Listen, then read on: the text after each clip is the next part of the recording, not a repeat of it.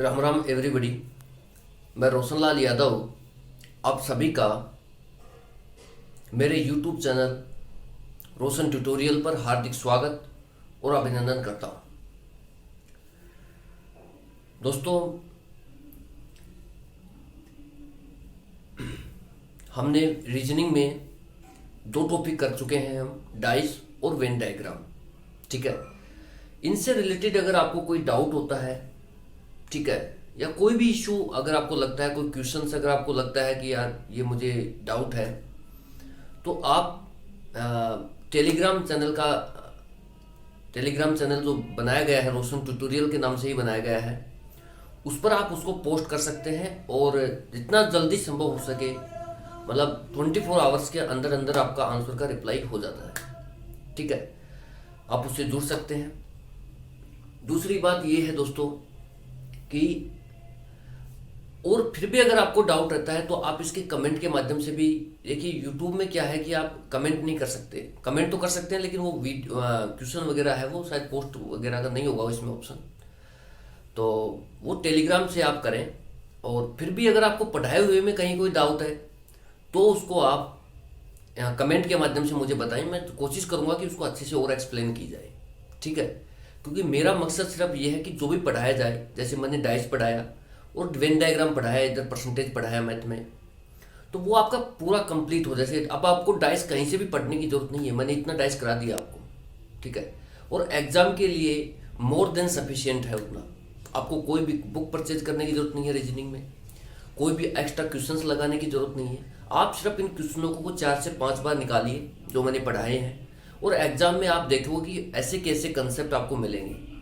ठीक है दोस्तों, ये बात करनी थी। अगर आपको विश्वास है तो, बाकी अगर विश्वास नहीं है दोस्तों तो आप जहाँ से पढ़ना चाहो वहाँ से पढ़ सकते हैं। यहाँ कोई ज़बरदस्ती तो किसी के साथ है नहीं। ठीक है, और मैं यही कहूँगा कि जितना आप लोग कर सकते हैं इस चैनल का फ़ायदा उठा सकते हैं, उठाइए, क्योंकि चीज़ें बेहतरीन की जा रही हैं यहाँ पर। ठीक है, और आने वाले दिनों में हो सकता है कि देखिए दोस्तों, लोगों के लाखों में व्यूज़ आते हैं, हमारे तो नहीं आते, हमारे तो 5-7 व्यू आके ख़त्म हो जाते हैं। ठीक है, लेकिन मुझे इतना विश्वास है दोस्तों कि एक दिन ये चैनल एक रिमार्केबल हाइट पर पहुंचेगा, और वो दिन ज़्यादा दूर नहीं है, बस 5 से 7 महीने का ही गैप बचा हुआ है। ठीक है, क्योंकि मैं ऑलमोस्ट सिलेबस करा दूंगा तब तक। और आज जो टॉपिक है, ये जो वीडियो बनाया जा रहा है, ये देखिए, अब रीजनिंग का कुछ हम फंडामेंटल डिस्कस करता हूँ आपसे दोस्तों। एक रीजनिंग का जो 50% पोर्शन है ना, वो हमारे अल्फाबेट पे बेस है। जैसे जो भी है, मतलब कोडिंग डिकोडिंग ले लो आप। ठीक है, वहाँ से 4 से 5 क्वेश्चन 100% एग्जाम में आप फंसते हैं। ठीक है, और भी बहुत सारे टॉपिक है जहाँ पर हमें जो ABCD है हमारी, इसकी ज़रूरत पड़ती है। ठीक है, तो मैं आपसे इस वीडियो के माध्यम से, इस वीडियो का जो टाइटल है वो ये है कि fundamental of reasoning and mathematics. Mathematics में हम क्या फंडामेंटल, देखिए कोई रॉकेट साइंस नहीं है ये कि हम चाहें और भाई कोई अलग तरीका ढूंढ के लाएं या फिर कोई और टेक्निक अपनाएं, नहीं। आप जो बेसिक्स है आपका, मैं शुरू से ही ये बात बोल रहा हूँ, अगर आपको with in 1 year with in selection चाहिए तो आपको अपने बेसिक्स पे पकड़ बनानी पड़ेगी, इसमें कोई भी शक नहीं है।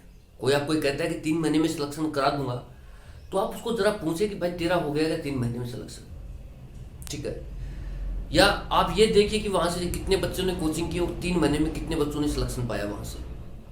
ठीक है, ये कोई हवा जुमला नहीं है दोस्तों, ये बिल्कुल सच्चाई है कंपटीशन की। क्योंकि कंपटीशन का जो आज का टाइम है वो बहुत भी पीक पर है, इतना टफ कंपटीशन हो चुका है और सीटें आती हैं बहुत कम।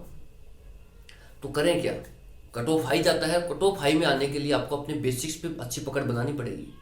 आप सिर्फ 20% बराबर 1/5 याद करके ही नहीं काम कर सकते, आपको हर एंगल से हर थिंकिंग को डेवलप करना पड़ेगा।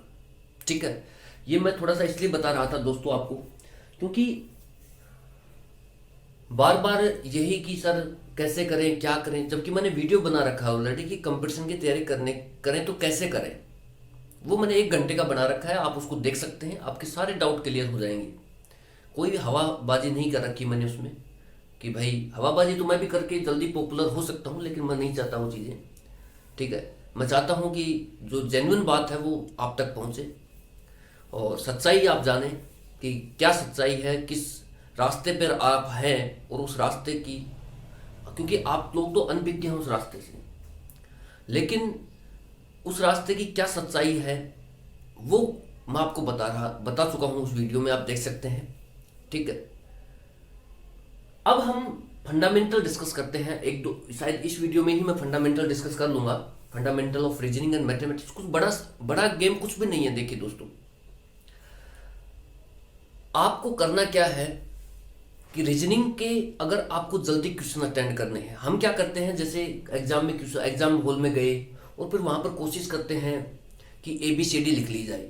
फिर कई लड़के क्या होते हैं कि सर रफ शीट दे दो मेरे को, जल्दीबाजी करते हैं। क्यों? क्योंकि उनको ABCD लिखनी रहती है, उनको पहाड़े लिखने रहते हैं वहां पर, उनको स्क्वायर लिखने रहते हैं, उनको क्यूब लिखने रहते हैं। तो भाई आप ये चीजें दिमाग में ही रखो ना, लिखने की जरूरत नहीं पड़ेगी वहां पर। आपको पता है कि ABCD आपके काम की है, ठीक है, वो वहां पर डेफिनेट एग्जाम में क्वेश्चन आएगा ही आएगा, तो आप उनको याद नहीं कर सकते। आपको पता है कि स्क्वायर आपके काम का है, क्यूब आपके काम का है, ठीक है, पहाड़े आपके काम के हैं, तो आप उन चीजों को याद क्यों नहीं कर सकते जब आपको पता है कि ये चीजें एग्जाम में आएंगी आएंगी? कम से कम उनको तो याद कीजिए। ठीक है, तो मैं यहाँ पर जो बेसिक्स है वो कुछ ज्यादा अपना बेसिक नहीं है, ज्यादा हाई फाई लेवल का नहीं है कुछ भी कि भाई इजोटी करे, वो करे, फलाना करे। कई टीचर क्या होते हैं कि गुमराह करने की फिराक में रहते हैं, ऐसे बोलेंगे EJOTY। अब बोला तू यार ऐसा कर कि इसको याद कर ले, इजोटी को, ठीक है, फिर कोई और ट्रिक बना लाएंगे इस तरीके से RLY, ठीक है, तो रेलवे हो गया, इजोटी हो गया, इस तरीके से वो मतलब ट्रिक में फंसा फंसा के और आपका ये ट्रिक जो है ना, एक दिन आप खुद ट्रिक बन जाते हो इसके चक्कर में आकर के। तो ट्रिक पर बेस मत रहिए, क्योंकि आज का जो कंपटीशन है वो ट्रिक पर बेस नहीं है। आप इस सच्चाई को जानिए, वो आपके फंडामेंटल, आपके बेसिक्स जरूर चेक करता है। वो एग्जामिनर जो है वो ट्रिक, आप ट्रिक से नहीं कर सकते। आपको जब तक कंसेप्ट क्लियर नहीं होगा आप क्वेश्चन बना ही नहीं सकते, क्योंकि क्वेश्चन इस तरीके से फ्रेम किए जा रहे हैं एग्जामिनर के द्वारा। आप कोई भी कंपटीशन दे लीजिए, आप पता लग जाएगा। ये ट्रिक बाजी में ना पड़े। और मैं आपको दोस्तों साफ साफ बता रहा हूं कि आप करें क्या।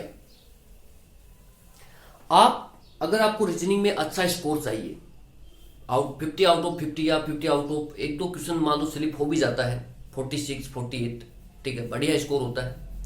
अगर आपको इतने 48 या 50 मार्क्स चाहिए, ठीक है, 46 चाहिए, तो आपको क्या करना होगा वो देखिए। आपको सबसे पहले तो जो अल्फाबेट है हमारे, ठीक है दोस्तों, जो हमारे अल्फाबेट है,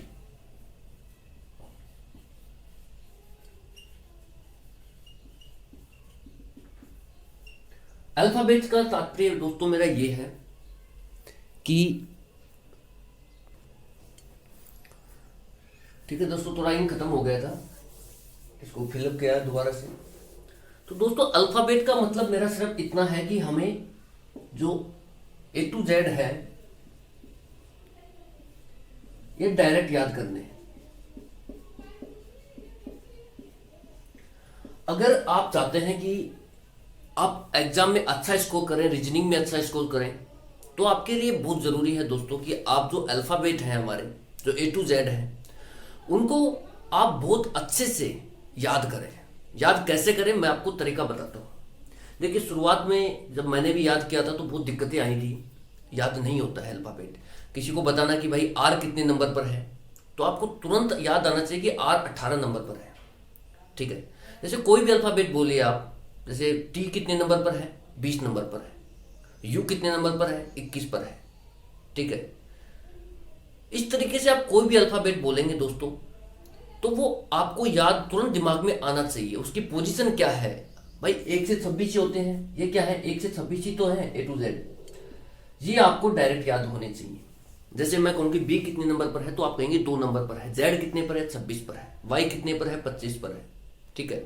V कितने पर है, 22 पर है, ठीक है। इस तरीके से n कितने पर है, 14 पर है, m कितने पर है, 13 पर है, ठीक है। ये चीज़ें मुझे इसलिए याद हैं दोस्तों क्योंकि मैं इनको बहुत अच्छे से पढ़ा है मैंने, ठीक है, मैंने रटा है इनको, कुल मिला के बात ये है, ठीक है। देखिए जो चीज़ें याद करने की हैं वो आपको याद भी करनी पड़ेंगी, नहीं तो फिर आप एग्जाम हॉल में जाओगे और आप क्या करोगे, जल्दी से जल्दी ऐसे करोगे, सर रफ रजिस्टर दे दो, रफ पेज दे दीजिए, और आप वहाँ पर ऐसे लिखना शुरू करते हो ABCDEFGH इस तरीके से, और वहाँ पर लिखना शुरू करते हो 1 2 3 4 5 6 7 8 इस तरीके से आप लिखना शुरू कर देते हो, और वहाँ जेड तक लिख देते हो, फिर इधर स्क्वायर लिखना शुरू कर देते हो कि 11 का स्क्वायर 121 है। इस तरीके से आप मतलब लिखते हो 9 का स्क्वायर है, कहीं को तो 9 का स्क्वायर याद नहीं रहता, वो कहेगा 81 है, ठीक है। इस तरीके से आप वहाँ पर पूरा पेज भर देते हो। तो दोस्तों मैं ये चाहता हूँ कि ये जो प्रैक्टिस है ना ये लिखने की, ये आप खुद पहले करके जाएंगे एग्जाम में जाने से पहले, आपको प्रॉपर याद रहना चाहिए, ठीक है। कोई आपको ये समझा रहा है कि इजोटी याद कर लीजिए आपका काम निकल जाएगा, अब वो जमाना नहीं गया दोस्तों इजोटी वाला, ठीक है। आपको A to Z पूरे के पूरे ही याद करने पड़ेंगे। कैसे? सबसे पहले तो आप ये देखिए कि इनका सीक्वेंस लिखिए कि A B C D, मैं कुछ अलग नहीं पढ़ा रहा, देखिए दोस्तों जो बेसिक्स है मैं आपको वही मजबूत बना रहा हूं, और जब आप एग्जाम में बैठोगे तो आपको खुद को रियलाइज होगा, ठीक है। अब मैं ट्रिक के माध्यम से हो सकता है कि मैं भी 10-20 हज़ार व्यूज ले लूं, लेकिन उनका कोई फायदा नहीं है अब एग्जाम में, ठीक है। एग्जाम सिर्फ फंडामेंटल जो बेसिक्स हैं उन पर ही शिफ्ट हो चुका है पूरा, ठीक है। तो आपको वो आने चाहिए। अब जैसे ये ABCD हम बचपन से पढ़ते आ रहे हैं, पहली क्लास में जब एंट्री लेते हैं तब भी वहाँ ABCD पढ़ाई जाती है, लेकिन हमें याद नहीं है, ठीक है, वो रहती भी नहीं है। तो अब आप पहले क्या करेंगे कि ABCD याद करेंगे पूरी A to Z, ABCD E F G H I J K L M N O P Q R S T U V W X और Y और Z, ये आपने इस तरीके से लिखिए अपने रजिस्टर में जहां भी आप लिख सकते हैं, ठीक है। और अब आप इनके जो क्रम है, जैसे G है वो 7 नंबर पे है, ठीक है, S क्या है 19 पर है वो लिखिए, U कितने पर है 21 पर है, W कितने पर है 23 पर है, L कितने पर है 12 पर है, इसी तरीके से O कितने पर है 15 पर है, ठीक है, Q कितने पर है 17 पर है, R कितने पर है 18 पर है, D कितने पर है 4 पर है, ठीक है। इस तरीके से I कितने पर है 9 पर है, ठीक है, V कितने पर है 22 पर है, X कितने पर है 24 पर है, Y कितने पर है 25 पर है, और Z कितने पर है 26 पर है, A कितने पर है 1 पर है, B 2, C 3, E 5, F 6, H 8, J 10, K 11, ठीक है, M 12, N 13, P 16, ठीक है, T 20, ठीक है। इस तरीके से आप इनको लिख लीजिए और दोस्तों आप इनको याद कीजिए, ठीक है। याद करने का जो तरीका है मैं बताता हूँ, जैसे मैंने कैसे याद किया था वो बता देता हूँ आपको।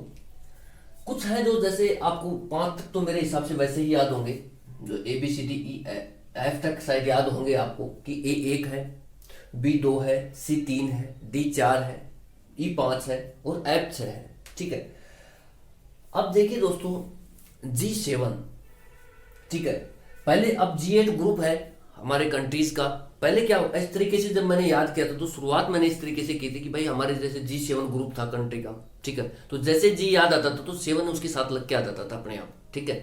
जैसे G7 जो ग्रुप है हमारा जिसमें इंडिया भी शामिल है, तो जो G8 अब वो G8 हो गया है, ठीक है। तो G7 था G7 ग्रुप है इस तरीके से। अब एच आपको ये याद करने पड़ेंगे, जैसे आपका आपको क्या पता होता है कि 2 + 2 4 ही होते हैं।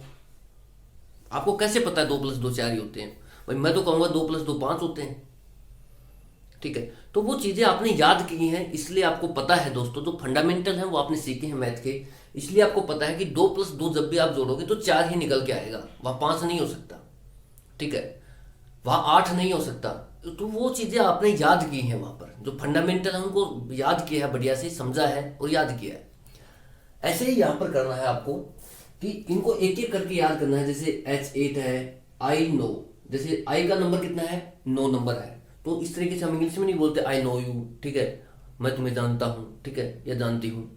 तो आई नो मतलब आई का नंबर कितना है, 9 है।